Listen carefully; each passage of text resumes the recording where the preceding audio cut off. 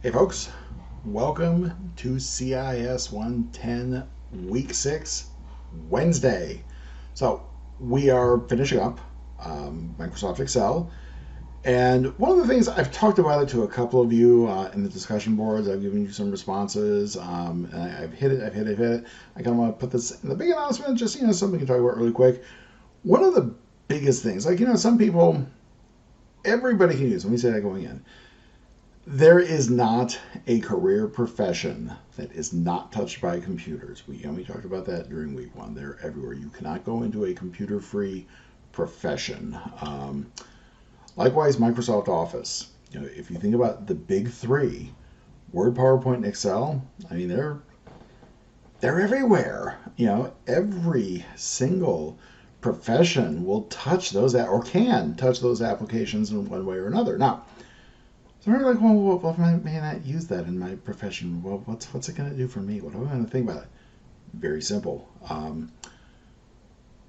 The One of the biggest things that people can use spreadsheets for is budgeting and tracking finances.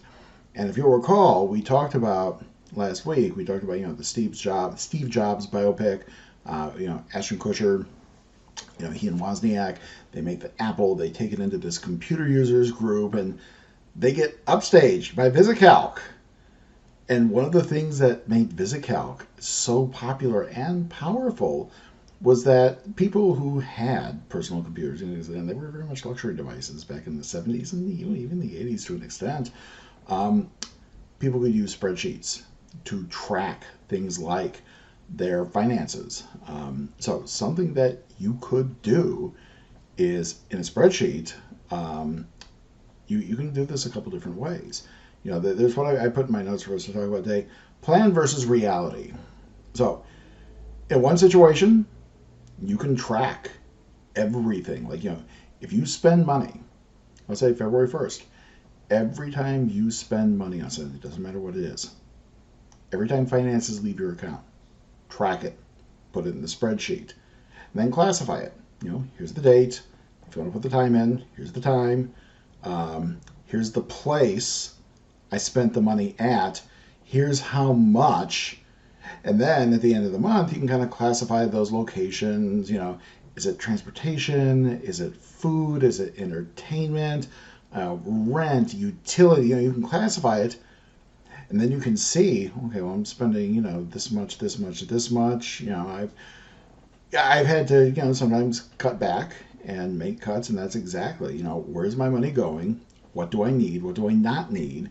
Those things that I do not need, what cuts can I make or completely eliminate? So that's one way. Another way is kind of like an old checking account register. You get your money coming in. Here's the money. Track everything that goes out. You can kind of see the running total down at the bottom. And if you start getting close to zero, it might be time to kind of pull back because, overdraft fees are expensive. Nobody wants overdraft fees. And what you also could do, let's go back to that first situation. You track all of your expenditures. You can then set a budget because in scenario 2, you know how much money is coming in. So what you might do is say, okay, here's how much I usually spend on these categories. Scenario 1. Here's how much money comes in. Scenario 2. Scenario 3. You look at the two of those and you say, okay, here's how much I get. Here's how much I usually spend on entertainment. How much do I want to budget for entertainment? Here's how much I get. Here's how much I spend on utilities. How much do I want to budget for utilities? And then, food and everything else. So the cool thing about spreadsheets is you can track all of that. You can go back and look at those trends. So, folks, we are going to talk on Friday, and we're going to kind of wrap everything up. I'm going to do another demonstration. So, as always, if you need me, I'm here. Please send me an email. Beyond that, I'll see everybody on Friday. Have a good day.